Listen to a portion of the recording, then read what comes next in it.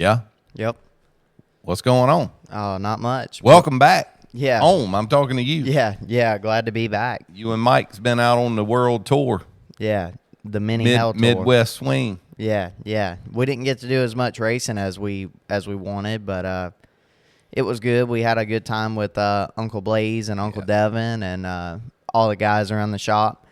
We learned a good bit and a lot of stuff that we can transfer over to our mod program, and I think it shows. We've been pretty quick here lately. Absolutely. First, what's that? So that's kind of what this podcast is about right here, about learning stuff. Yeah. I mean, how well, maybe you convenient. can learn me something. Well, it ain't really about me learning you something. It's about my journey to get where I am, and I guess that's what this one is. Yeah. Okay. You got quiet on me. I didn't know. No. Yeah. This is you, dog. Okay. So take it over from the top. You're listening to Off the Gas and On the Mic with Chase Holland. And it's really not take it over kind of thing, but it's just the many years of my life to get where I am right now.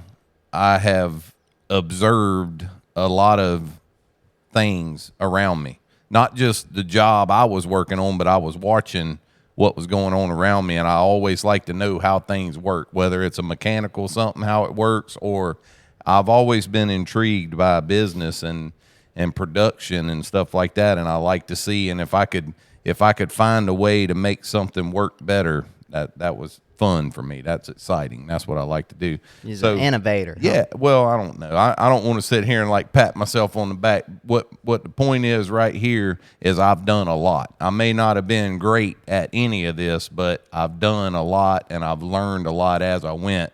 And that's what I mean. You know, I realize me and you've talked, and just the things that you learned out on the road, you know, whether it was USMTS, whether it was up at Mars shop, whether it was at Uncle Blaze's, you know, y'all have learned a lot, and that's exciting to me to see. You know, when next time I see you and you're telling me all this stuff you learned, I'm like, yeah, that's cool. That's stuff that'll be with you forever. So yeah, I know you needed some content, and I had some content here, and I offered it to somebody else, and then you got upset. So I was like, well, hold up. They didn't have their stuff in production yet, or I'm sure you would have jumped on board and left CHR. But yeah.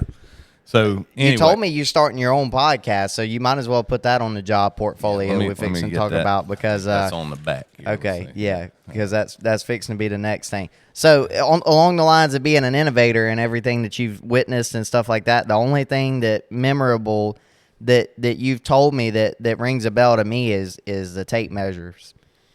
Making tape measures go faster. Yeah, we'll get to roll that. back in faster. That's down here a little bit. So I'll write that right here where we can get to that. But yeah, that's the only thing I can remember. And in well, there's a couple things, but yeah, I'll let you tell the story. All right. So,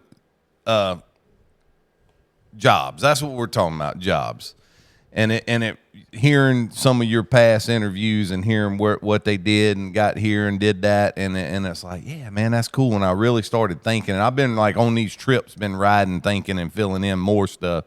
So let's go back to 12 or 13 years old.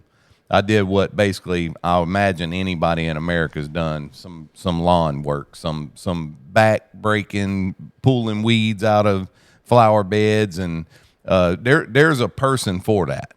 I'm not that person, and I'm not knocking it. It is a job that makes really good money, and there's a certain person to do it, but I'm not that guy. And I found that out at 12 or 13 years old. I knew that's what I didn't want to do for sure, because I'm not built for that. My dad and my Uncle Albert, my dad's side of the family has always been in automotive, some shape or form. And my dad grew up around a mechanic shop, so Dad and Uncle Albert had opened a business when I was probably 13 years old, I guess. They went into business on their own together, and it was called Albert and George's Automotive, and they did any kind of brake jobs, air condition. You know, they put engines in. They did a little bit of everything, but their bread and butter was probably brake jobs, oil changes, tune-ups, and my dad did muffler work. And I worked down there with them, while I was out of school and on the weekends, and, worked on my race cars down at their shop. And so I did that for a while. I kept the shop clean. I did oil changes, and I was the brake pumper. Man, I'm thinking about that too. One of the stories, a story along the lines of that. You used to answer the phone too. Can we talk about that story? I was terrible at answering the phone. And I don't want to say I'm dumb, but I'm just, and I don't want to say I'm slow, but I am kind of slow. I see my kids and my wife and everybody, the more people I meet, everybody has a strong suit. You were quick on the fly, can spit stuff out. And I was the guy, I guess my hearing's a little off and I'm a little slow. So I wasn't very good at answering the phone. So I don't know what you're getting at, but I did have some hiccups. It wasn't you. It was Uncle Ford. Ford. Yeah. Yeah. That really happened. So Uncle Ford would stop by. He worked at the CB base down there, and when he'd get off at 3:30 or whatever, it was on his way home, so he would drop in there. And that was my dad's uncle, so he was my great uncle. And Ford Allen. And I remember Uncle Albert and my dad tied up under the hood of a car, and I probably wasn't allowed to answer the phone at the time, but I remember that phone ringing, and my Uncle Albert or my dad was like, can you grab that? And he said, I got it. And he was like, Albert and George's. And he got quiet for a second. We're all quiet, like hands greasy, but we're listening. And he's like, this is Ford Allen. Who the hell is this? And we're like, my dad and my Uncle Albert's like, you can't talk to customers like that. And he come back with something like, well, yeah, Albert's busy. If he'd answered the phone if he wasn't, and he was just, and they're like, whoa, and got over and got the phone. But yeah, Uncle Ford was a cat. He's somebody that, man, when he pulled in the driveway, I loved seeing him. And he taught me a lot about racing and working on cars, and he was a paint and body guy, so he was real detailed. And if I was doing sheet metal work, I made a mess of sheet metal, didn't have near the kind of tools you got, but he would come by and show me little tricks and things. And Uncle Ford was a cat. Yeah, so. I forgot. I couldn't remember who exactly it ended up being, but I know the phone being answered was so I kind of in agreement with my family, keep your grades up in high school, but you got to have a job. And so I worked after school and on the weekends, and I went to Catfish Charlie's. One of my friends, y'all have met him, Dale Moran. I think Dale worked at Catfish Charlie's and had told me they was hiring another bus boy, and that's what Dale did.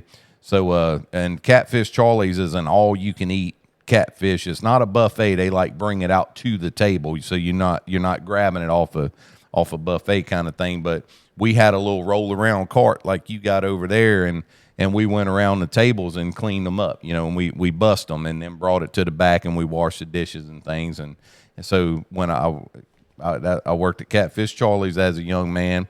So a funny story about that, one of our buddies he worked at the chicken place, and that was the name of it. They had one of those chicken cars. You ever seen one of them cars that's like the roof of it has, I'm serious, like 6-8 feet tall is a chicken head that poked off of it. And it looked like it was a chicken car. And I saw one not long ago, like on sale on Marketplace or something. I almost bought it. But anyway, my buddy drove that chicken car. Like when he closed up, he was dating the owner's daughter or something. So he was like the manager, and he would drive that car to their house to lock it up at night. So he worked at the chicken place. I worked at Catfish Charlie's. Well, Catfish Charlie's, I'm sure they shipped in their catfish. I don't want to knock them or anything because they're still open, but I doubt their catfish come out of the pond. But what I will tell you, they had like some biscuits and stuff there, and you were able to throw the biscuits out in the pond while you were there to eat or whatever, while you were waiting. And they had some serious fish in there. And that's one thing about me. I loved to fish back in the day. My buddy Brent, working at the chicken place, he called me up, me and him was talking, and he was like, we need to go fishing. I was like, man, let me ask them. So I asked them, and they told us, no, we don't let anybody fish in there. So that should have been the end of that, but it wasn't. So you asked permission. And they told me no. Or they just told me that they couldn't, that they don't allow people to fish in it. So Brent got us some chicken livers from his job because they fried them. So he got us some good bloody chicken livers and had them ready to go. I went and met him and helped him drop the chicken car off. And then we got in my little car, which was my mom's car that I was driving at the time. And we went back to Catfish Charlie's, had our fishing poles and stuff with us. Well, I didn't want to park in the parking lot. This was after hours, of course. It was late at night. And so instead of parking in the parking lot, which would have been smart, but I parked on the side of the road and like turned my hazards on. Maybe didn't turn them on. I don't remember, but we got out and it was like tall grass, like 3 feet tall, no trees or nothing, just a field of weeds. And we went sneaking out there, and we were gonna go out through the woods and cut across and come over to the pond instead of walking right up to the pond. Right. We were sneaking. Yeah. Well, we heard a whistle. And back then, I don't even think they're like that now, but a cop car, the way the lights were on the roof, they made a whistling noise coming down the road. Well, we were scared because we knew we were doing something we weren't supposed to do. I was probably 16, 17 years old. And we was down on our bellies with our fishing poles, and we heard that whistle. Well, blue lights turned on. And so in our minds, we're caught. He's fixing to send the dog out. We're going to jail for the rest of our lives. We're scared because we're young, we're stupid, and we knew we wasn't supposed to be there.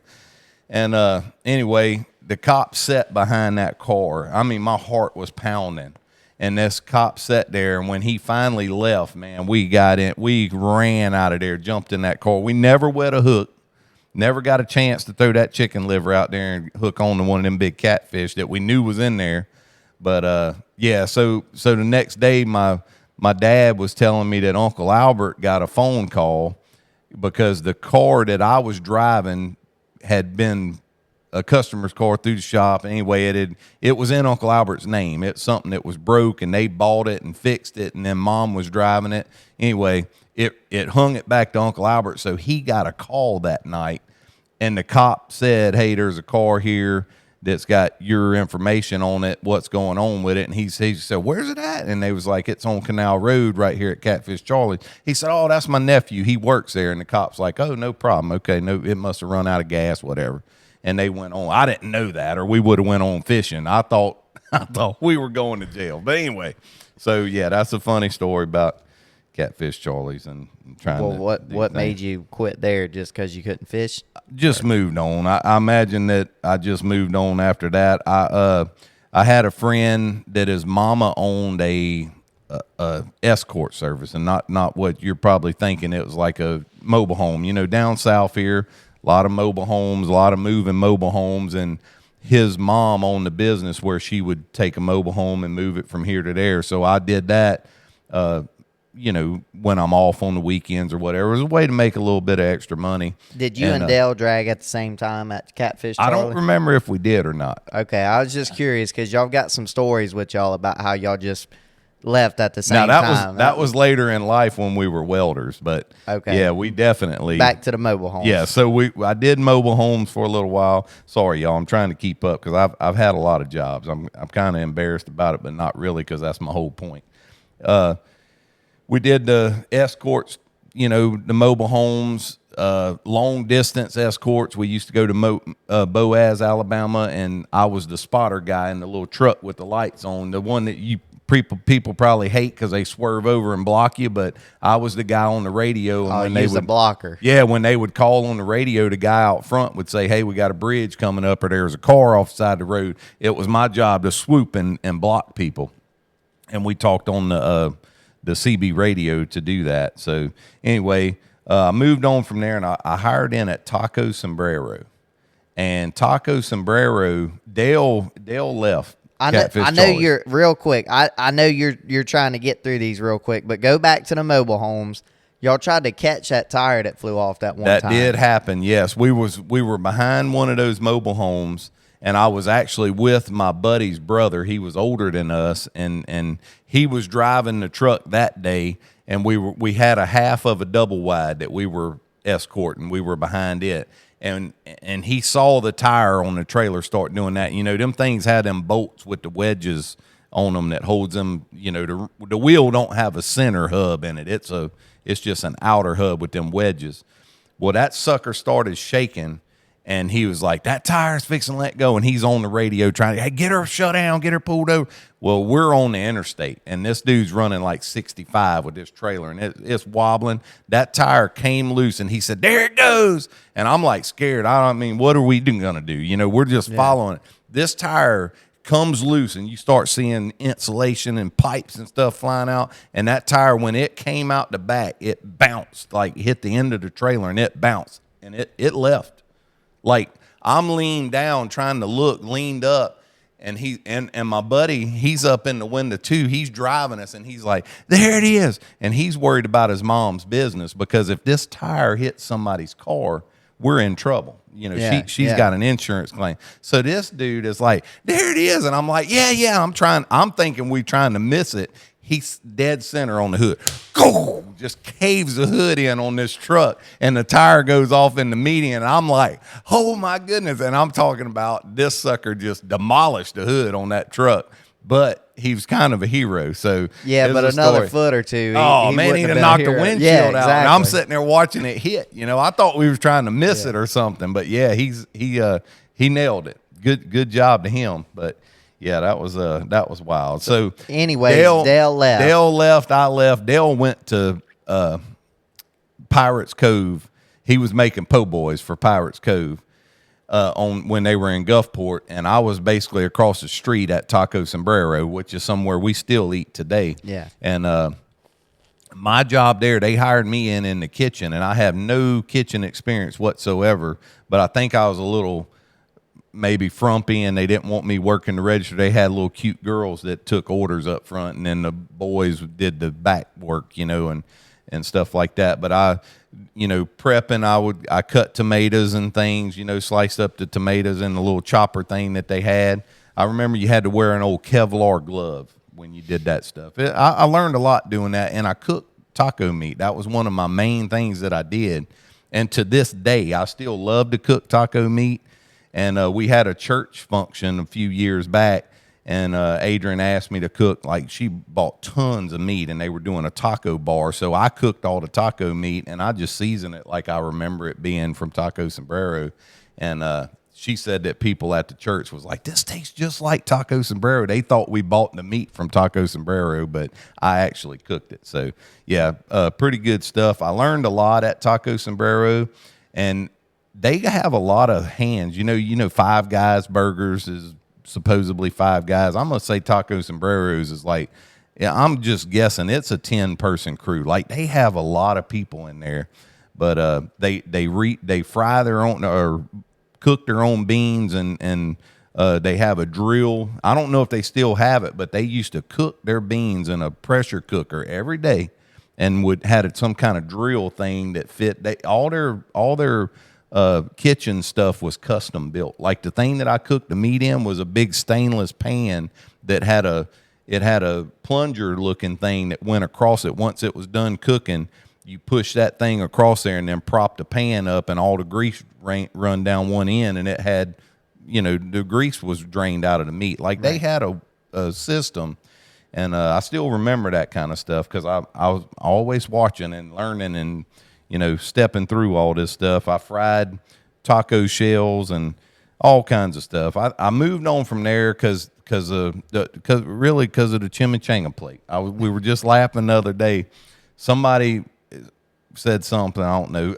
Mikey was eating that chimichanga. Yeah. And I said I drug up at Taco Sombrero over a chimichanga plate, and we laughed about it. But anyway, I did. I told him if one more chimichanga plate got ordered that night, I was dragging up, and I did. I left. So that was stupid. I quit a lot of good jobs, but learned a lot, really good people. Moved on, went to Fred's Dollar Store. Dale was still at Pirates Cove? Dale stayed with Pirates Cove for probably through high school.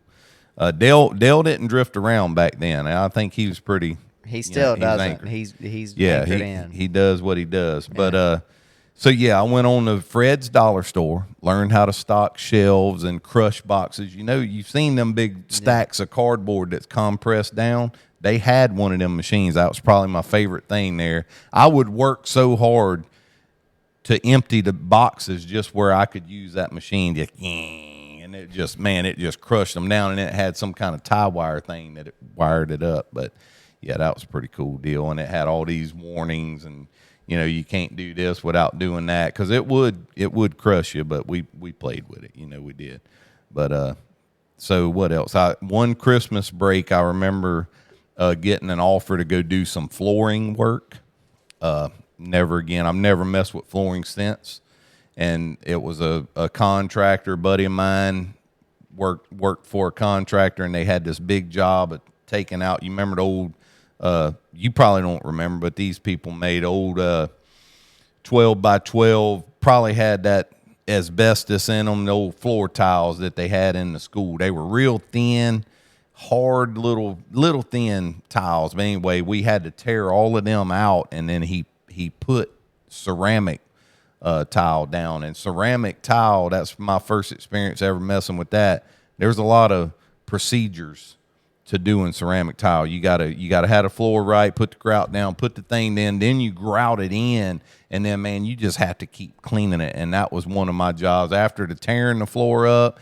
Just a lot of back breaking, carrying stuff, and then the cleaning. I remember being on my knees with a sponge and some kind of acid that you just keep having to rinse and wipe. And this was like hundreds of square feet of this stuff, and like I Use said, like the Karate Kid, wax on, wax off. And I never wanted to do that crap again. Man, I watch that on TikTok. Like that's the stuff that I watch on TikTok. People doing floors. What's weird, I would watch that now, but I'm gonna tell you at the time, dude, and maybe back then if I'd have had a TikTok, I could have videoed it, and somebody like you could have watched it and been like, that's hard labor right there. So at some point there, around 17, 18 years old, I went to Phillips Building Supply. I'm still trying to find my place, and it's just steady moving on, and I'm learning things, but I'm still a little dummy, and like I said, I'm not sitting here telling you I was the greatest employee that anybody ever had, because I would probably hate me if I worked for me,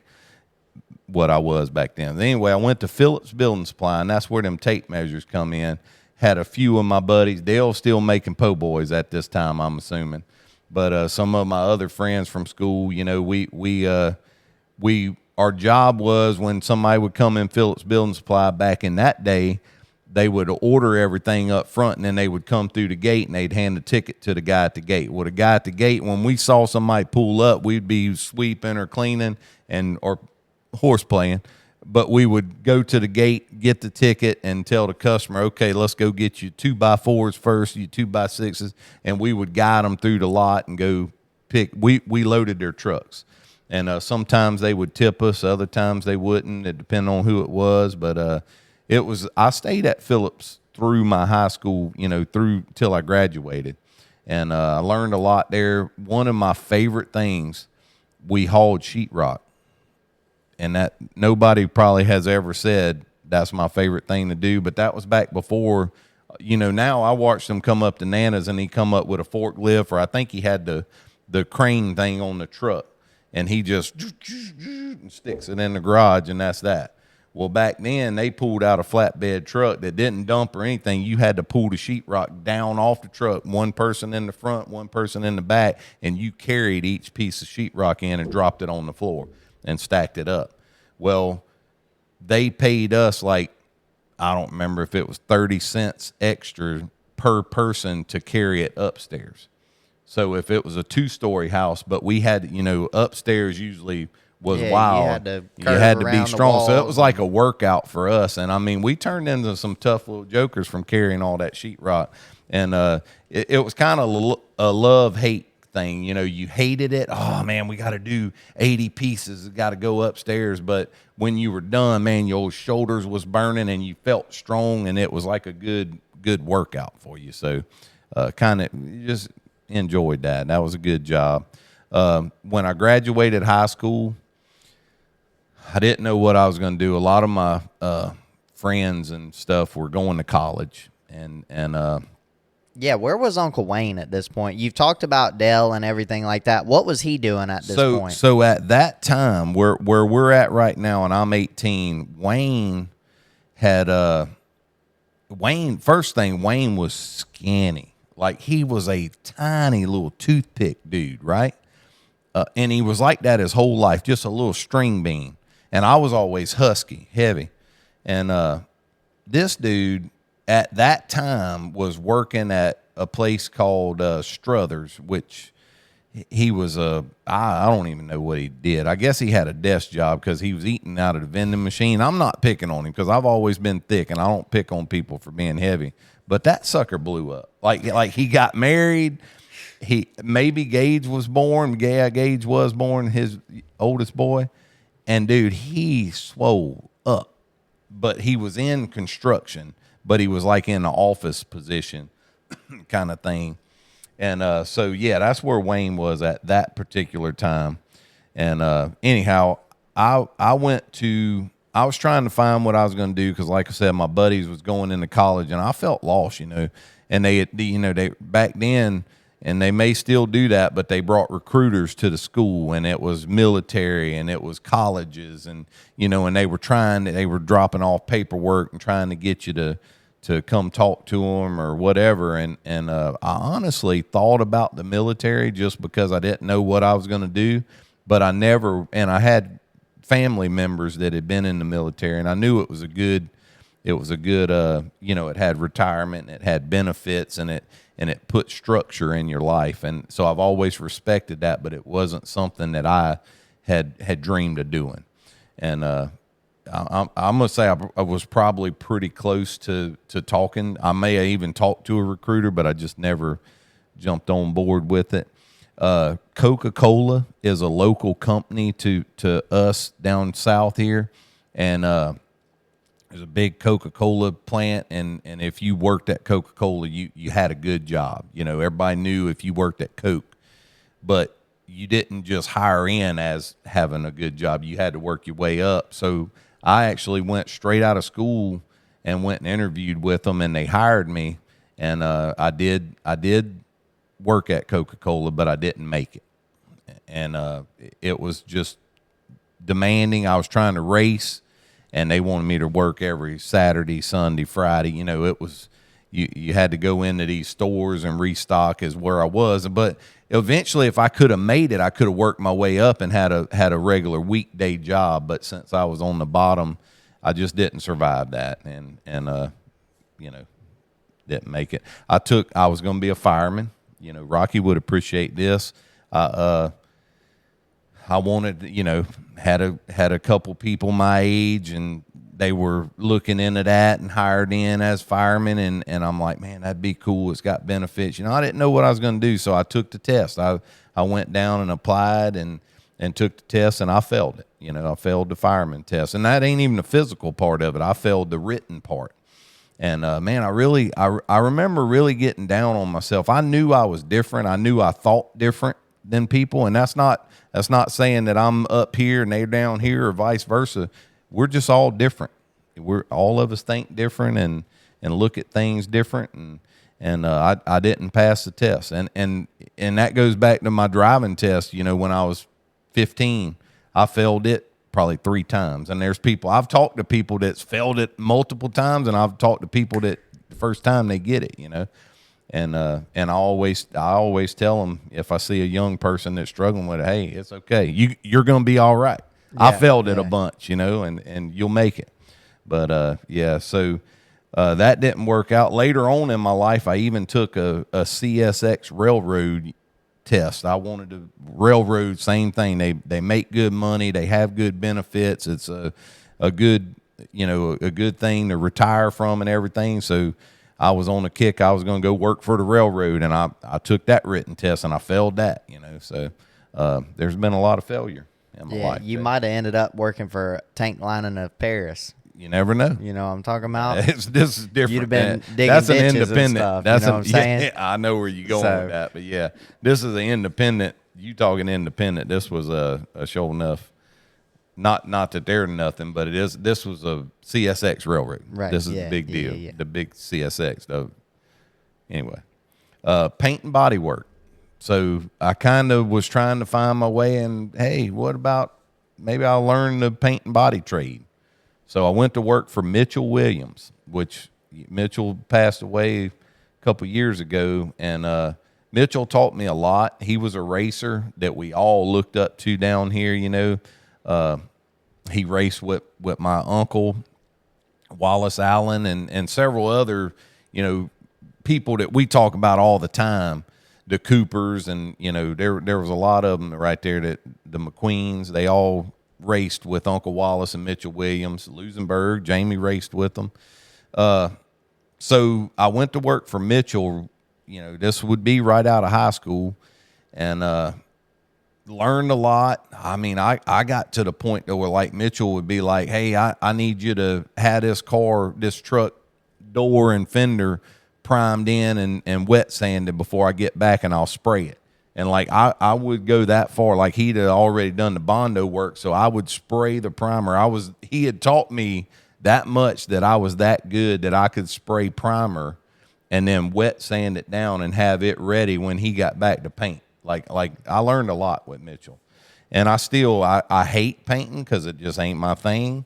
But if I needed to paint something, You could do it. I could do it. I could wipe Bondo. You know, not perfect, but I could wipe Bondo. I could do, you know, he taught me a lot. That is a job, though, that you've told me a lot of stories about, looking back at it. Like, you didn't just do paint and body work when you worked for Mitchell. Like, you said that he had pretty much a farm. He did, yeah. And y'all had to haul scrap or something like that. Yeah, me and Michael Williams, y'all didn't just paint cars. No, sir. Y'all got into There was stuff. always something. Like, Mitchell was the kind of guy, he'd be like, we're going to try to get this one knocked out today. We'll get started on that one. I need you to finish detailing where they can pick that one up. And his phone would ring, and it'd be his neighbor that's got a pig loose, you know.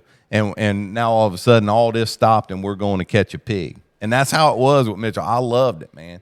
And one story about Mitchell and I still, dude, I'm scared to death of bungee straps. I was with Mitchell at his property. He had a little farm, like you said. He bought some land, had it cleared, put a fence on it, had a pond. And I can't even drive to that place. That's what's weird. It's right around in this area, and I've looked for it before, but I'm confused of where exactly it was. But we had went to Mitchell's place, and I don't remember what he was trying to do, but I remember he had a wooden post in the ground there, and he had a bungee cord, and he had that sucker pulled, and he was trying to pull it tight to wrap it around to make it tight. And as he was pulling it, you know, he's right up by that post, and I'm just standing back, nothing for me to do there.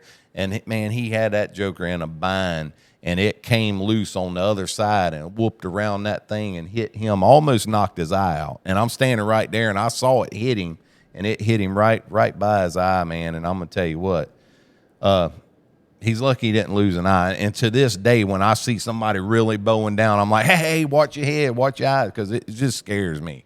He's so close to losing his eye on that, but yeah, I didn't mean to get sidetracked. No, real quick, you need to tell about Michael too. You need to tell about y'all's hauling scrap days. I can't really tell that because it wasn't scrap. It was Mitchell, and I was a kid, man.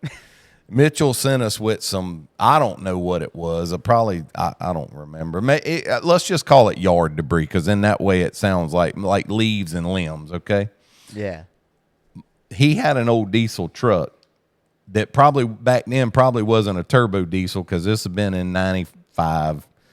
So this was an older truck, so it was before the turbo diesel. But me and Michael had that thing loaded down, and it's over where Palmer Creek subdivision or trailer parks or whatever.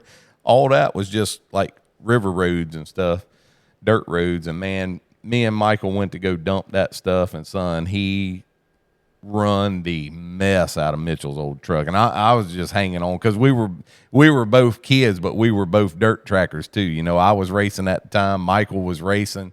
Mitchell was bad to the bone, so Michael dirt tracked the crap out of Mitchell's old truck. And anyway, when we come back, his old truck was running hot and leaking oil, and Mitchell's like, what in the world happened to my truck? And we both like, I don't know, man, it just kind of overheated, you know. But yeah, Good times, man. Good times. So So you drug up on Mitchell. I drug up on Mitchell because I got back into the trailer stuff. There was a new trailer place that had opened up on the highway by my high school that I went to. And the guy, I had caught word that he was looking for a anchor and re-leveling crew, and he wanted to start a crew, or a guy or two guys to come do that. So somebody had told me about it, and he was paying $100 a day, and I was like, dang, $500 a week right here, let's go. So I went and talked to Mr. Billy Thompson, and I sat down with him, and he told me what he was looking for. So basically, he gave me a truck, he gave me a generator, he gave me an impact, extension cord, a level, hammers, whatever I needed to go and re-level trailers. So he sold mobile homes. They would go out and set them up. My job was to go anchor them as soon as they set them up, and then a couple months later, after they settled, this thing they had a door that was hanging or whatever. Well, when you pull up, you could see the roof of the trailer. You could see where the dip was, and I'd be like, what door's hanging? And sure enough, right where that dip is, that's where the door would be catching when it would shut.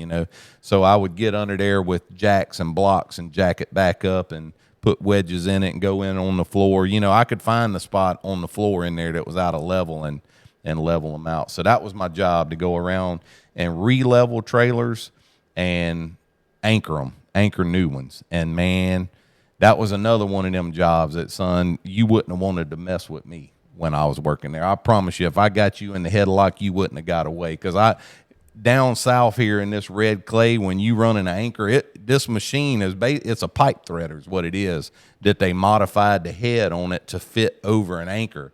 So when you pull the trigger, it's like, and so when you let off the trigger, it's like, so if you hit a root, it didn't stop. It went and pulled you around. So it was a challenge for me. Are we going to break this anchor? Are we going to twist it in half? Or are we going to cut the root? Because something's got to give. And that's how I used to enjoy that, man. It was always fun to Apparently not, because you ended up quitting there. I quit them too. Yeah, you quit that. So what happened next? Now you got Wayne, you got Dale, you got Jamie Favre, you got some friends that I went to school with, and they all have became welders. And man, they're making like $18 an hour. And here I am making $100 a day. And I had the pencil and paper, and I'm like, and they were making more money than I was making. They were working in Louisiana and stuff. There was down south. There's shipyards. You had to drive further. Yeah. You had everything else. It cost more money to go do it. So it's funny for you to say that, because you don't think about that. You just looking at me. Oh yeah, you're the one that brings that to light to me every time. I'm like, look, they're racing here, Chase. They're racing for 800 to win, buddy. And that's why I can't get mad at you, because we were those people. Like, it don't matter if we got to drive 6 hours a day, round trip. Look at what we're making, So we were working in West Wego, Louisiana, is where they were. And my buddy, I know you've seen Cletus Nikkei. You talked to Cletus. He comes around to the races. His daddy was the foreman. So Wayne, Dale, Jamie Favre, all of them was working for Cletus's daddy. And Wayne's telling me all about, boy, we can get you on. Wayne's like this big dog because he's been there for a month. So he's there now. All of a sudden, everybody's, he hasn't drug up like y'all drag up immediately. So he's got job security. Yeah. So we go.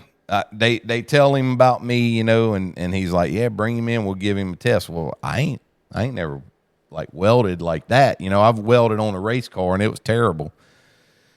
But they bring me out there and I made a mess out of the test and kept, they helped me set the machine and just look, all you got, just pull the trigger and just do it. And it was probably very ugly, but they hired me. So I'm on the job. I'm official. I got me a hard hat. I brought a bucket because they told me I needed a bucket, and I'm there. It didn't make it. So we're there. Yeah. So we're there, and they got these big. We're working on hopper barges that haul coal and stuff. So, and this is at this. I'll call it a shipyard, you know, and it was rough. Now, it was a rough place, but it's a lot to see. I'm watching everything going on. Well, they had these big cranes, and they're like on rails, so they straddle. Like if the boat's here, they come over it, and they're able to go down, and they go on to the next one. They call them gantry cranes. Well, I walk up with my bucket and stuff, and I don't really know what's what, and I'm looking around, so I'm like, my bucket should be safe right here because I don't want to be in the work area. So I set my bucket where I thought we were safe, and we were standing there talking, and that crane, beep, beep, and it's coming down the line, and they was like, some idiot put his bucket on the tracks, and I was like, dummy. What an idiot. It's my bucket, dog. That crane got on my bucket and was just tearing. Look, my shield, my chipping hair, and I'm over there trying to yank my bucket out. So that was my first big boo-boo, is I left my bucket right by the crane Uncle track. Wayne tells that story way better. Yeah, so I bet he does. But and then you blew a hole through whatever you welded on. yeah. So, I had no experience. Like, I didn't know we were flux core welders, certified flux core welders. I'm making $18 an hour, chest bowed out, bad to the bone. Had that hat with the little thing. I had that joker right here. Nobody wanted to mess with me, but I couldn't weld on the job. So we were welding. I was welding these vertical welds. And anybody can weld flat, but this vertical butt weld, and man, looking back now, that material's not very thick. It's like 3/8 of an inch thick, if it was that. Maybe it was half inch. I don't know. But these old fits were terrible. It'd be perfect and then wide, and anyway, I'm up on a ladder, and I got me a hole in. And what you know about MIG welding, flux core welding is even worse because it's hotter. So I had that weld coming up. And all of a sudden, it just went, and it's like water. It just went in, and sparks popped on the ground. And I stopped. And I'm like, oh my goodness, I got a hole here. So I fire up down under it a little bit, and I go. And when I get back to where that hole is, when it blows out again, I got a bigger hole. And about that time, Wayne said, "Hey boy, you all right?" And I look over at him, and I'm like, you know, I'm doing this like I got a hole, and he's like, "You okay?" And I'm like, "No, I got a hole." And he's like, "What?" And so he comes over and climbs up on my ladder, and he's like, "Oh my goodness." So I've taken this butt weld that's supposed to, you know, when you're done, you're supposed to have no more than a 1/2 inch wide weld. And I got a 1-inch hole blowed in 1/2 inch out of each side. So one, we got to fix it, but then we got to cap it when we're done and make it look good. So yeah, it was fun. Gave them some extra work to do. I learned. And they them boys pranked me so bad. Like we were all sharing the same Skellen gun, we called it. It's like a air chipping hammer thing. The air line hooked to the back of it. When you push the trigger, it was like a chisel, but we called it, like I said, a chipping gun, a Skellen gun, whatever they want to call it. And that's what we got to slag out of those welds, because, man, when that first pass was so deep, you'd wear a chipping hammer out. So we all shared that. And them suckers took and loosened the airline. And this is industrial airline. Son, this airline's like this. I mean, like huge airlines. Them jokers took and loosened the fitting up to where it was like just barely hanging on, knowing I was coming. They kept asking me, "You need this chipping hammer? You need it?" And I'm like, I'll get it. Well, I finally go get it. And son, I get over there and I start, that airline come loose and about beat me to death, because I panicked and I, of course, try to grab it. And you ever grab, you want to grab the end right where it's coming out, because if you get this far from the end, that thing was and they laugh. Thank goodness they didn't have like cameras on their phones and stuff back then, man. And I'm the guy that gets mad when something like that happens. Like, I want to fight people, but there was too many of them.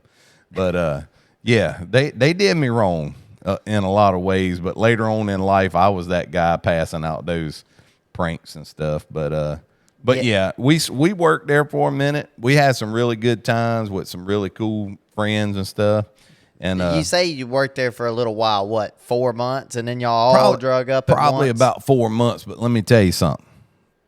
I was a welder when I left there, so I thought.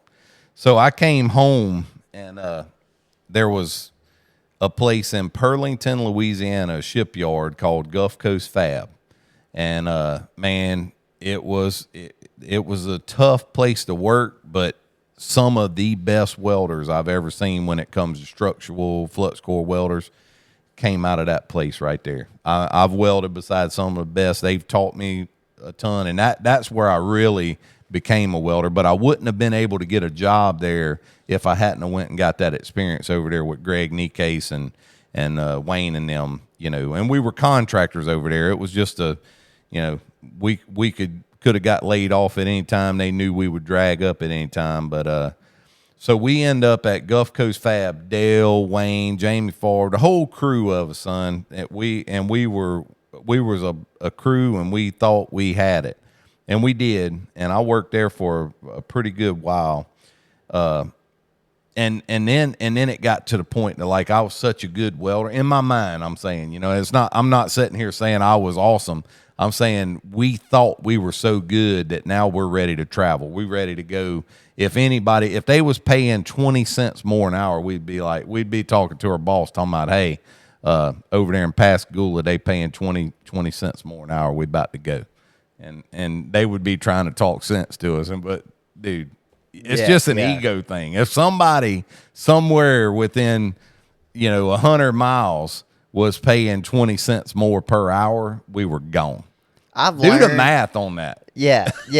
I've learned in life that it takes different personalities, like different mindsets to do certain jobs. And there is nothing like a welder's mentality. Like there is nobody else on this earth that can match a welder's So mindset. I've got a foreman sitting here going, buddy, it's $2 a day. I'll give you $2. Go get us a drink, and I'm like, no, you don't understand. It's $2 a day. What's that? $10 a week now that you added on top. That's right. Of it. That's right. So, but it cost you $100 more in fuel, but you was making more money per hour. So we just stupid, but that's how we were. That's how we rolled. I worked at a place called Ham Marine in Pascagoula. There was a place in Gulfport, Avondale. I still pass by there. I spent a pretty good while at Avondale and Gulfport, and Avondale also had a shipyard in New Orleans. I worked over there at one point. Hated to drive, but it was what it was. I remember working right in New Orleans when you going over to, I ain't been that way in years, but when you going over the Mississippi River, there was a building, like if you're headed west, there was a building on the left on the east side of the river, big old like shipyard kind of building business. And we worked there, me and Wayne did, one Christmas. I remember, it's weird. I remember it was whenever Princess Diana passed away. We were working night shift over there, and somebody had to look it up. I don't even know when it was, but I was working in New Orleans at a night shift, and we were these boats we were working on. It was real cold. These things had something inside of them. Whatever they were hauling was like rubber, and when we would be in there welding, and when you set your bucket on top of this stuff, it was like tar or something. You set your bucket on it and you start welding. Well, 20 minutes later, you get up and you could tell your bucket's stable, and you look down and your bucket has sunk that far down into that stuff. Then you had to sit there and pry your bucket out of it. And we were welding on top of it. I imagine it was flammable and probably very dangerous to be welding in that stuff, but I breathed some bad smoke through the years in them inner bottoms, double bottoms in the shipyards and stuff. So, but I was young and didn't, all of us were doing it. Yeah, So it wasn't. We had to be Yeah, okay. if he gets cancer and I get cancer, well, then he got it too. I don't really remember. I know cancer was probably killing people back then, but I don't think we kind of connected the dots, or maybe we thought we were young and invincible, but I don't remember worrying about that. Like right now, when I see y'all breathing it, like yesterday we had this car running and it was rich in here, and I'm in my mind, I'm like, we don't need to be breathing these fumes, you know. And back in the day, You'd let the door that was shut. normal. That was good. That was considered good oxygen. Yeah, You know, that smell and everything. But I worked at Avondale, Gulfport, New Orleans, Ham Marine, Bender Marine in Mobile, Alabama. Man, Chase, I think we're still making $18 an hour. It seems like from the first time I started over in West Wego till, you know, here we are. I think I'm still making $18 an hour over in Mobile, Alabama. Still, right before we go in the tunnel, I always say, yeah, that's where I used to work. And I did. I worked there for a minute, almost 2 years probably. And while I was working there, we had a job going in Picayune, where Mikey's from. Don Haley owned the welding and fabrication shop there, and he talked real funny, real Cajun. Yeah. So Donnie Haley had a fabrication shop where he did handrails and stuff. So we would go to these new hotels they were building in New Orleans and Slidell and all over, and we built the handrails in his shop, and we would go install them out on the job. And he had the big drawing package, and we would build them exactly the way it said to build them. And then when we get on the job, we'd have to cut them all up because it was nothing like we built them to the drawings. But one thing I learned, engineers, drawings, and all that stuff don't sometimes, you know, if somebody gets off a little bit in the concrete or whatever, it goes a long way. Yeah. And the guy coming in to put the landing pad for the stairs is the guy that's got to modify everything. So we did a lot of that kind of stuff, a lot of handrails, a lot of I don't know. I was working for Bender Marine, work a full day there, and then I would go night shift and fab handrails. And it was like they would cut them out during the day and tack them to the table, and then we would come in, throw the pickets in them, and weld the pickets. I just remember having a radio blaring. I was a young man, and we worked a lot. I worked a lot back in them days, and made good money. But yeah. Any questions? Well, not really. I mean, when do you decide this ain't for me and start selling cars? Man, and stuff? I loved welding. I did love welding. So probably what I skipped, and man, I turned into a welder. And I'm being serious when I tell you, when it came to flux core welding, I was one of the great ones down here in this area. Like I promise you, I could lay down some flux core. And by then, you know, we're doing nothing but X-ray welding. Like you know, originally they wouldn't have used me to tack up a something that they were going to break down and tear up. You know, by the time where we're at right now, I'm trying to tell you, I was a certified welder. That I was the guy that came and did the butt welds, because like when I first started working in the shipyards, we were allowed, like if there was a cross weld, I guess what we used to call it, where a seam went this way and a seam went that way, I wasn't allowed to get within that far of that seam because that was going to be an X-ray weld. Yeah. And not saying that my welds were bad, because I was learning how to weld, but it took a certain person to weld that cross. And by this time, I'm the guy that everybody's like, get out the way. He's here. He's fixing to make that X-ray weld right there. And look, we with me, Wayne, Dale, all of us was that guy. Jamie Favre, we had all turned into those kind of welders. But what comes with that is you cocky. You oh man, nobody can tell you what to do. You know, if you drink a cup of water and throw the cup on the ground and foreman says, hey, pick that cup up, we just cleaned up in here, we'd drag up. Like we're gone. And it wouldn't just be me, the whole crew would be like, he tried to get Wayne to pick that cup, tried to get him to pick that cup up. They got somebody for that, you know. Like we were that stupid. Like we thought we were that good, and we would all quit over something stupid like that.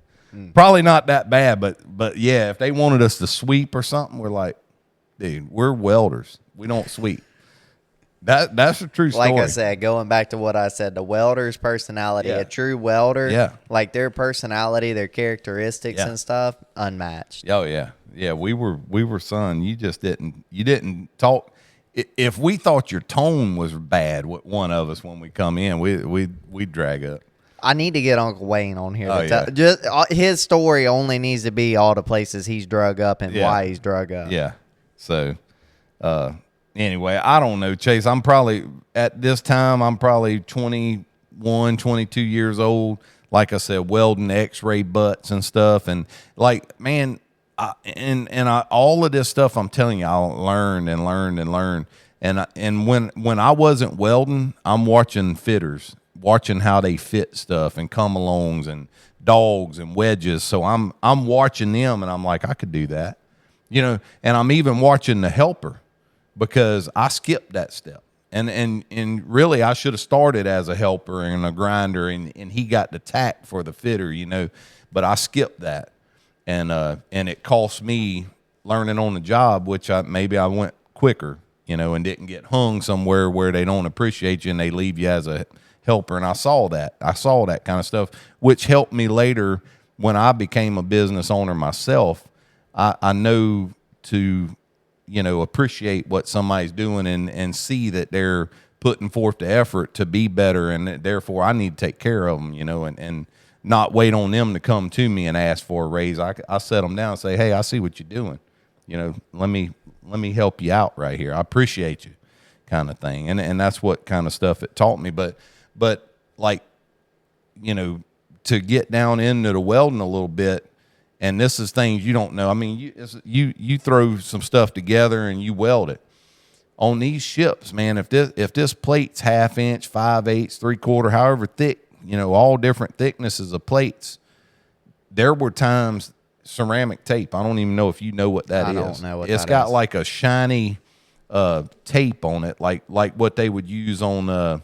Looks like what they would use on like air conditioning HVAC stuff. tape. Yeah, but it's taped. That tape is stuck to little ceramic squares. Like you would be amazed what this, I'm being serious, what this stuff is. And when you peel the sticky stuff off, and this tape comes in links about that long, you peel this sticky stuff off, and you go, like if we were going to weld a thing right here, we would go up underneath there and put that tape underneath there. So we got a gap this big, and you it's got a just 3/4 inch gap. and You're it's just tape. it's two flat pieces of plate, no bevel or nothing. We put that tape up underneath there, and it's got that little ceramic setting under there. And when you fire up and get her going, you get her glowing and start welding on it. Well, when you're done with this weld, you go under the bottom and you knock that tape off. Most beautiful weld you ever seen on the bottom. Really? Yeah. So then you clean all the slag out and you keep welding that up. And by the time you get to the top, you got 100% X-ray quality weld. And if not, you go under the bottom and you may have to gouge a little spot, you know, grind it or gouge it's what we called it. But yeah, man, we were doing that kind of quality of work, you know, but I'm sitting here like I'm looking at some of these older guys, and they wore out. I'm just being honest with you. Yeah. They're wore out, Chase. These guys are like 40 years old and they look like they're 70. And I'm sitting here going, this what am I going to do? You know, and they're making the same money I'm making. So what am I going to do? Dead end road. So I noticed these cats that are real clean, man. They're welders, and they got their old billet hat flipped over their ears, and they got the fancy shields and their khaki shirts. Man, they're clean. Like my shirts are burnt and stuff, and got tape holding the buttons on. And these guys are clean, and they're telling the boss what they're gonna do, and I'm like, who are these guys? Pipe welders. Guess what I wanted to be? A pipe welder. Yeah. So here we go. Pipe welder. I watch them.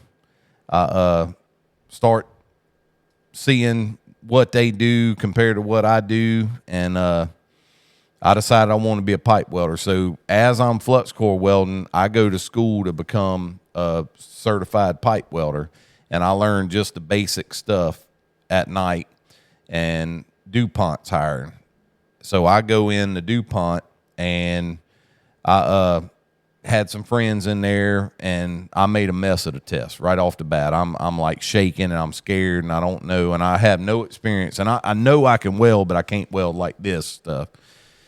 So a guy that's a friend of the guy that told me about the job, he said, "Man, let me see that." He said this is what you need to do right here. He said, "Watch this," and he fires up, and he says, "Is that what you would do?" And I said, "That's exactly what I would do." And he was like, "Yeah, there you go." So I butchered up the rest of it, and he put that little piece in there, and I capped it off, and it looked like a mess, but they hired me. And DuPont B&K contractor turned me into a pipe welder. And man, that was like a really good thing in my life, because it put me on another level. So the problem with it is I got laid off pretty frequently doing that, because I was always the low man on the pole, and I never really was committed anywhere. I never really got committed anywhere. So anyway, I moved on from DuPont, worked at Wellman, which was another pipe welding job over in Pearlington, Louisiana. Worked in DuPont in LaPlace, Louisiana. Got laid off, went to Arkansas, worked on the Razorback Stadium up there on some staircases, galvanized staircases. We went up there and hung them, and I'm scared of heights, so that really wasn't a good fit for me.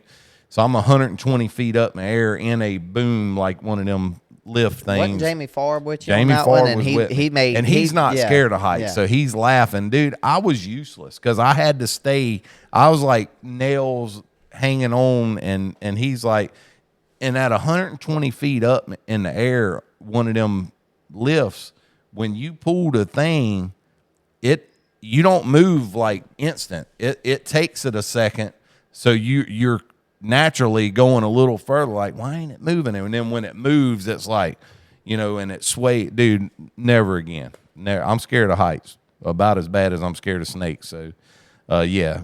So, but I did do some welding on the Razorback Stadium. Yeah. I came home from that job, and that's when I asked your mom to marry me. I decided when I came home that I was done with that life, and I had met your mom right around the time I started pipe welding. And then when I got home from that job, me and Adrian got married, and I worked out I went back to DuPont. I think I was at DuPont when we got married. There? Yeah, I was a pipe welder from then on. I was a pipe welder, and then we got married, got pregnant with you while I was working I had got laid off, and I hired in at Chevron in Pascagoula, the clean fuels project over there. I went in over there and pipe welding 9 chrome, like I'm steady learning more stuff. So I'm this 9 chrome, the trick to this stuff, and it was real big pipe. They had to put heaters on it. Like they had a truck that would come in, and before I could start work, like I'd get all set up, and they would hook these big heaters up, and that truck would roar, it'd come to life, and they had all these wires running to it. Well, it had these electric heaters wrapped around the pipe, and I had a paint stick thing, and I would just every now and then swipe it on there, and if it didn't melt, I couldn't weld on it, because that 9 chrome will crack. So it had to be a certain temperature, and then they maintained that temperature while I was welding it up, which was the greatest job ever in the wintertime, but in the summer, you didn't want no part of it. But I did a lot of, all of this 100% X-ray out at Chevron, 9 chrome, like we welded on some really big stuff, like 48-inch pipe and stuff.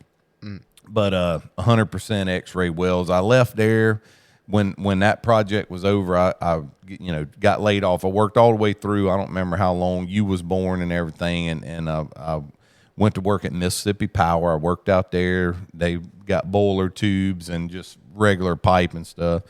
Did all that. I went to Wadley in Slidell, worked on stuff out there. Chrisman Manufacturing, we built them forklifts. They call them spiders that go on the back of a truck that moves grass, sod, sheetrock, all that kind of stuff. The little 3-wheel, they build them right there in Long Beach. I think he's one of the original inventors of that Really? business. Yeah, the Chrisman brothers right there out of Long Beach, and they have their own version of it. And like I said, I think they invented a lot of the way that thing works came from them brothers down there. And while I was working down there, man, I was burnt out on welding, and things was slow, and it was hard to get jobs, and I wanted a change, and I used to read the paper back then all the time, and I remember an ad in the paper, and I still remember how the ad was. The first time it was blurry, and it said "coming to Biloxi," and that's all it said, and I'm like, who would waste their money on that? And then the next day it was a little clearer, same picture, coming soon. And then every day, and eventually it was Preston Hood Chevrolet's coming to Biloxi. And I thought, man, what a waste at first. And then it was suspenseful. Like, anyway, Preston Hood Chevrolet. So I went and talked to him. I said, I'm going to go sell cars for a minute. And I learned a lot about the car business. They trained me. They were okay with me having zero car experience. And they taught me, that I would be a good salesman because I was a people person. Like, I could get, like, if somebody trusts you, they'll purchase something from you. And they told me, don't lie, don't make up stories. Just if you don't know something, say, hey, I don't know, but I'll find out. And that's the way I was trained by a guy named Steve Dibble. And man, I enjoyed that job, which my uncle was a car salesman and had made a really good living doing that. See, but from what I've heard on the car salesman side, like it's pretty cutthroat with you versus your employees, because you're not paid an hourly wage. You're paid commission. So you have to sell and meet quota So there's a code to that. There's a gentleman's code or whatever, and they call it ups. So it's a rotation.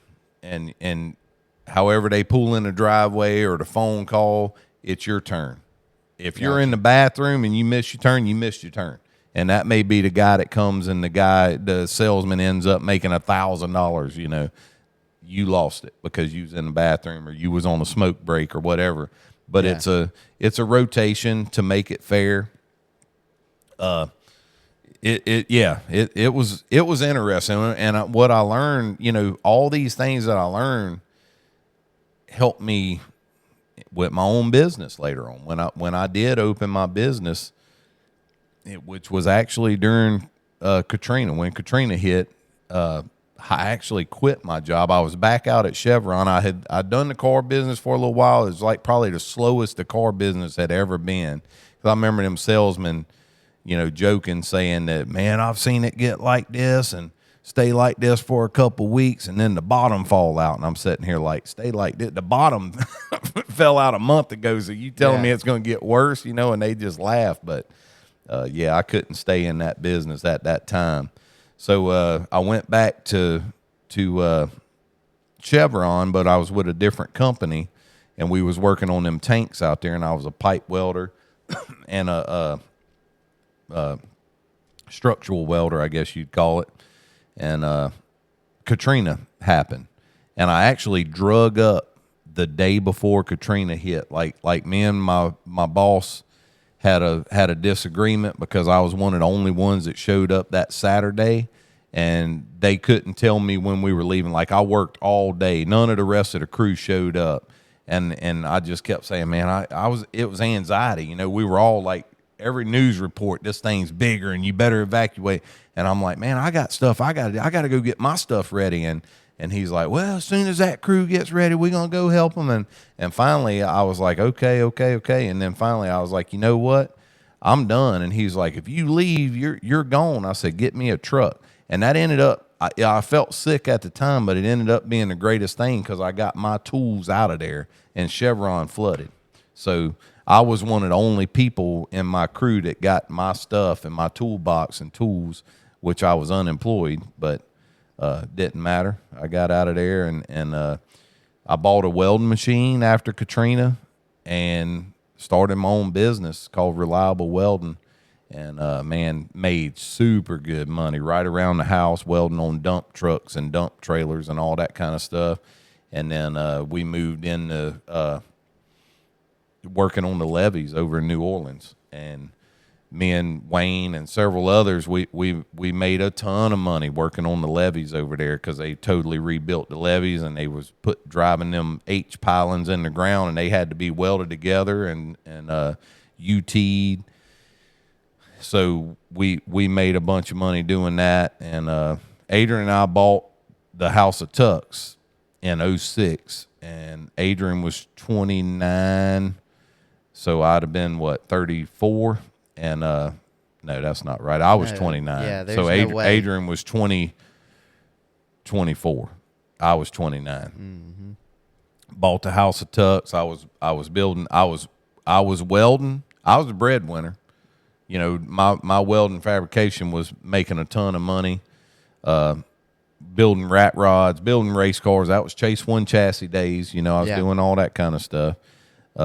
Custom cars, anything anybody had. You know, it didn't matter if somebody full fab shop. Yeah, and people in the neighborhood knew that's what I did. So if they had a shovel that needed a handle welded on it, I did it. Trailers that the fenders were cracked on, it didn't matter. I didn't turn anything down.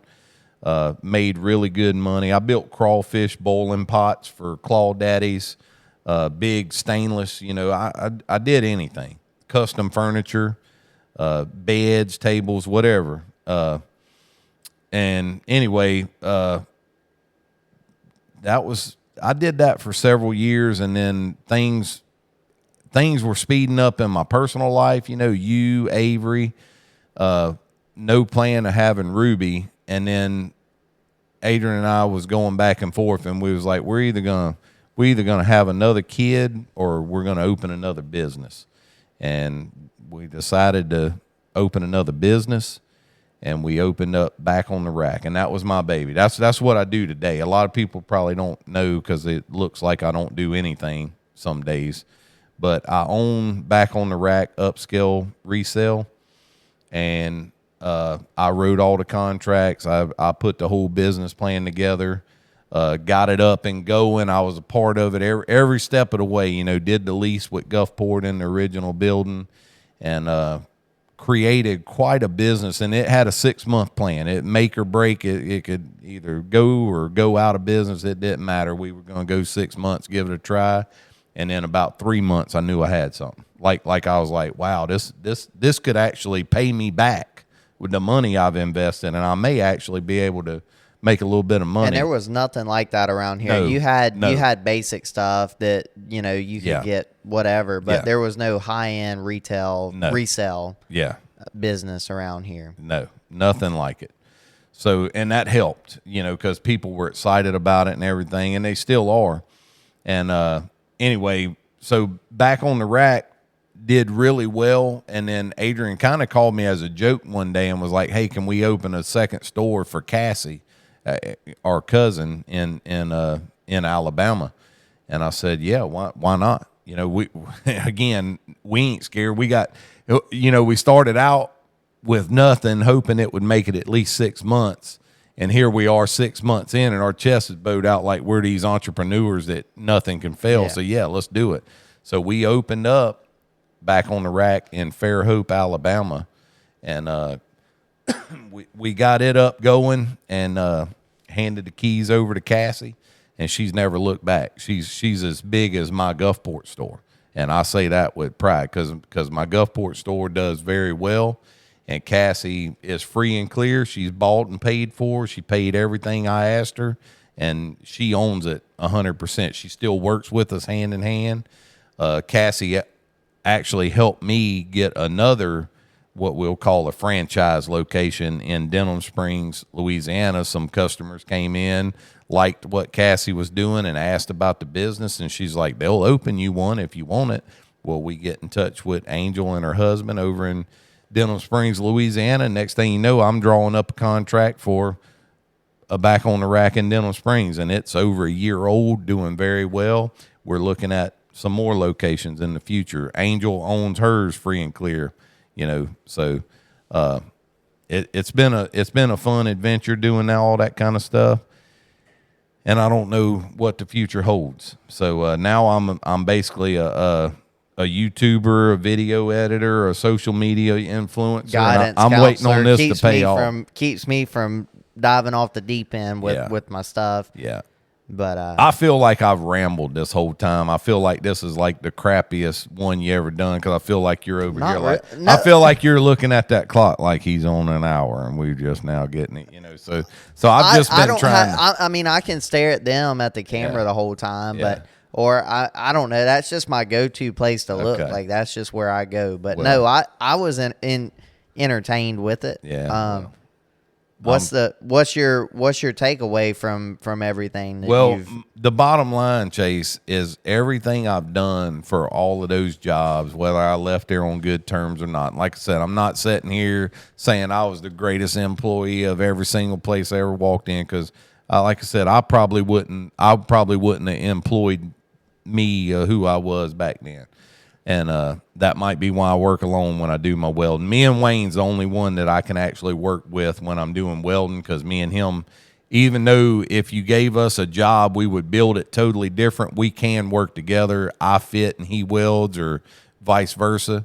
And the takeaway, I guess, is, and I'm not knocking anybody, but I see a lot of people with their heads down on these phones, and they're missing out on a lot, because I've learned so much by watching how things function. And I just want to back up on one thing that has helped me to be what I think a good business owner, a good employer. And I preach this to you. When I worked at one of the dealerships, I'm gonna name drop it because they're out of business now. And I'm going to explain why they're out of business real quick. DeRussy Motors. I left Preston Hood, went to work at DeRussy Motors because Uncle Speck worked there and he was the general manager. And when we sold a used vehicle, and it just say one instance, one of them it was a diesel truck, probably an 06 back then. It was fairly new, but it was on the used lot, 05, 06 diesel dually. And when you fired it up, it had a ding, da ding, da ding, da ding. Well, we found the step bar. It's a bolt loose. Now, I'm a salesperson. I could have got under there and found some wrenches and tightened it up. But I went in to Uncle Speck and I said, hey, this thing's got a step bar rattling. What do you want me to do? Because he had a little mechanic shop down the road that we took everything to. And that's weird, because this thing's got a service department, parts department. Why ain't we using them? But that's what I'm getting at. It was like they all had DeRussy Motors written on their shirt, but they hated each department, hated each other. So Uncle Speck says, hey, jump in it, run it over to service, tell them I said to tighten that bolt up. It's real simple. Dude, they threw a fit about it. Like, in front of the customer. Customer wanted to come over and watch them for whatever reason. Yeah. And they was like, we ain't got time to mess with that. And I'm like, Speck said to just jump and let's just tighten that bolt. I ain't gonna do that. And it made such a big deal that I'm like, they own their tools, but I'm like ready to take some of them's wrenches and just get under there and tighten the bolt. And the body shop was the same way. They all, paint and body, mechanic shop, service department, parts, and sales, all combated each other all the time.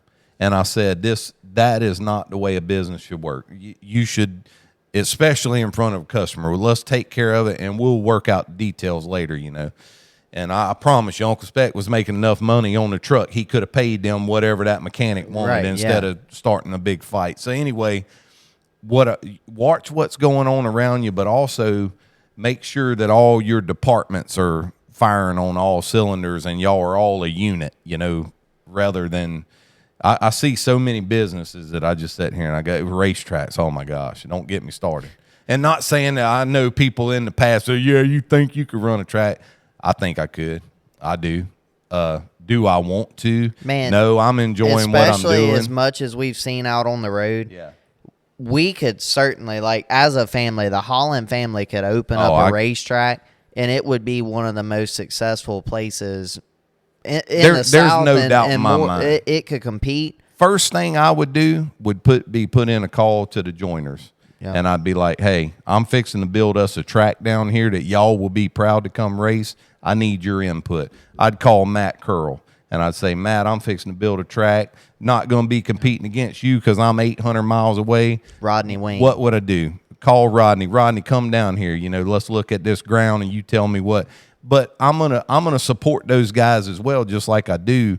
But I'm going to call my local dirt guys. I'm not going to start name dropping because somebody will start trying to build a track out from under me. But who knows what the future holds, because I'm kind of getting antsy, and I don't know what I'm going to do. And you're not allowed to race there. That's the other thing. That's the problem. Y'all can get mad at me and go, why would you even say that? Because that's when just how a series it is. comes and rents it from you. I'm rolling in the weekly gate. Race. If it's owned by the Hollands, he ain't allowed. Bottom line, because I don't want to hear it. I don't want to hear. I'll Billy Walker all of your employees. I don't care. Yeah, I'll show you. You can do what you want. I don't know what that means. I like old Billy. He'll tell you. Yeah. Anyway, I ain't trying to get Billy on us. He'll be writing bad reviews on our business before we even open it. So anyway, but it would certainly be successful. But the problem is you got your business. Yep. We're racing full time. Yeah. The stuff. Well, the problem is, I'll tell you, the problem's finding the land to do it that you won't have to fight about it or nothing like that. So if we know where that's at, dude, if I found a piece of land, I think I could bring in some investors. And I think I could. And I know, like I said, there's people that well, you might find out. I got one more question, and then we got to get off of the racetrack stuff. Super speedway or bull ring? Definitely a bull ring. Call it a bull ring. I have no desire of having some big half mile. And I'm not knocking anybody, but I don't know who influenced Outlaw to build what they built, but the first time I laid eyes on it, I was like, And some of the best racing I've been to has been short track of the little short track race. I don't want a place where you got to knock somebody out the way to go. I'm talking about building a nice wide, let's put Deer Creek, let's put Fairbury, let's give it, it's going to have its own.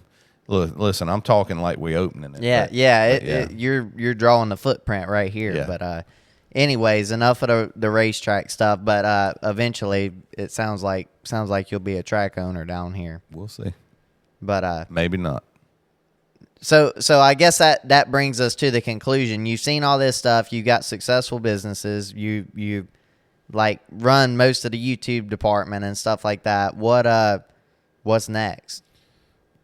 I don't know, man. Like I said, I'm getting bored. I was looking at a new machine yesterday. Not new, because I'm not trying to buy nothing new. And you're probably sitting here, what kind of machine? Because I'm crazy. I'll just buy something. Yeah. I'm looking at a new skid steer. So you're gonna newer skid earth steer. mover? What do they call them? I want to get one of them attachments that goes through the woods. Oh, a mulcher? Yeah, I want one of them. Man, they apparently make good money. Well, I'm not trying to make money. I just. So you're just going to try to have fun. Yeah. You're trying to retire. Yeah. Okay. Yeah. Okay. I got you. Yep. I'll probably never get it, but if a perfect day for me would be to fill my machine up and lube it and oil it and head out and just be gone. You ain't gonna oil it and stuff. You might fill it up. You'll call us from up here. Hey, out of diesel. Yeah, I know better. Yeah. So, anyways, I get my maintenance program from you. Shoot, that's a compliment. You didn't get that. You did get it outside from me. of racing. Yeah, outside of racing. Okay. I'm not talking about my race. I was gonna say, man, you got vehicle a top-notch toter home maintenance. You got a top-notch operation, Chase. I am proud of you.